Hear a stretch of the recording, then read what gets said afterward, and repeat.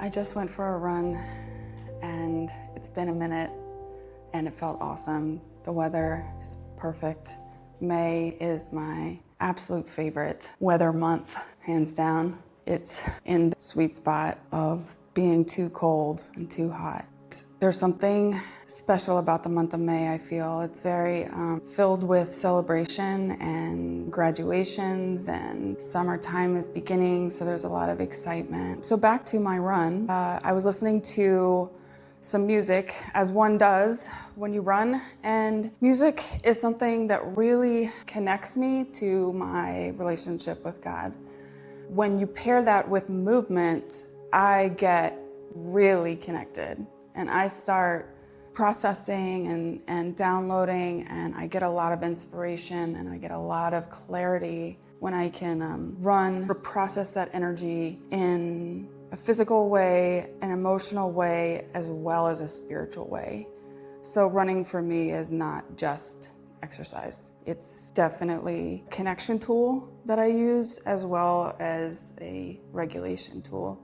And a lot of times I feel nudges or inspiration by one line in a song hits you just really hard, and I don't think that's extraordinary. I think many people experience that. I think that's one of the most beautiful things about music, is that it can hit you in an emotional way that you weren't expecting, and it can reveal something that you didn't know was there. So running coupled with music is really a breeding ground for my own content. And that's what happened this morning. I was listening to some country because, I am in Tennessee. I was listening to the Eli Young band, Even If It Breaks Your Heart. And I was running in stride to the lyric, keep on dreaming even if it breaks your heart. Keep on dreaming even if it breaks your heart. And I slowed down to a walk. Full disclosure, it was a crosswalk, I had to stop. And I was just thinking, because I was having to stop and wait on the light to change. And it occurred to me that following your dreams can be heartbreaking. And I am living that in this present moment. I'm actively following my dreams, and I'm actively grieving things that have broken my heart, 100%. Then it occurred to me, yes, it can be heartbreaking following your dreams, but what's even more heartbreaking is not following your dreams. Then I thought, well, if heartbreak is going to be the common denominator throughout any experience or reality in our human life, I'd rather experience it in the life of my dreams rather than in a life I don't even recognize.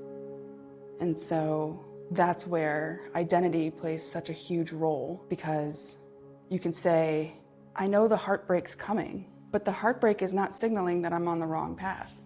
Heartbreak is a natural experience. And you can live in the heartbreak and let the life follow suit. Or you can live in the dream and experience the heartbreak as a temporary necessity to help you appreciate the dream. Remember, go live your life like it's yours, because it is.